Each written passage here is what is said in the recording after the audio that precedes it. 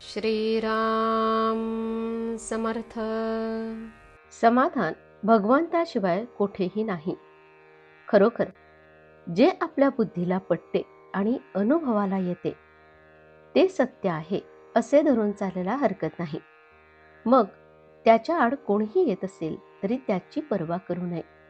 पण हे सत्य अनुभवायला यायला आमची बुद्धी स्थिर झाली पाहिजे. हल्ली जगात बुद्धिभेद फार झाला आहे. अशा वेळी माणसाची बुद्धी स्थिर राहणे फार कठीण झाले आहे. अगदी अत्यंत सदाचाराने वागणाऱ्या माणसाची सुद्धा बुद्धी केव्हा फिरेल हे सांगता येत नाही. तुमच्या आड कोणीही येऊ शकणार नाही. निश्चय मात्र पक्का झाला पाहिजे. या निश्चयाचे बळ किती विलक्षण असते म्हणून सांगू. एका गावात एक 50-60च्या वयाचा बुद्धिमान पण कुत्सित वृत्तीचा मनुष्य राहत होता. वेडेवाकडे प्रश्न विचारून टवाळकी करण्यात त्याचा हातखंड होता. एकदा एका साधूचे प्रवचन अगदी रंगात आले असताना एकदम मध्येच उभा राहून तो म्हणाला, "अहो बुवा, ती तुमची भक्ती ती बाजूला ठेवा. देशाला स्वातंत्र्य कधी मिळेल ते सांगा."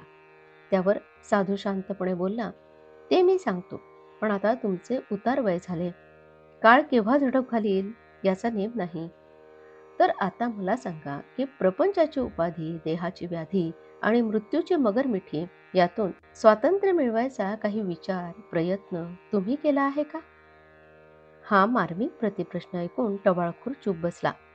पण त्याचे विचारचक्र सुरू झाले.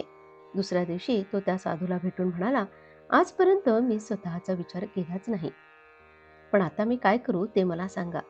साधू बोलला, 2 वर्षे मौन धरून नामस्मरण करावे. त्या दिवसापासून त्याने दृढ निश्चयाने मौन धरले आणि नामजपाचा तडाखा लावला. मौनाचा अवधी संपल्यावर साधूची पुन्हा गाठ पडली तेव्हा तो इसम डोळ्यात पाणी आणून म्हणाला, "महाराज, मला सर्व मिळाले.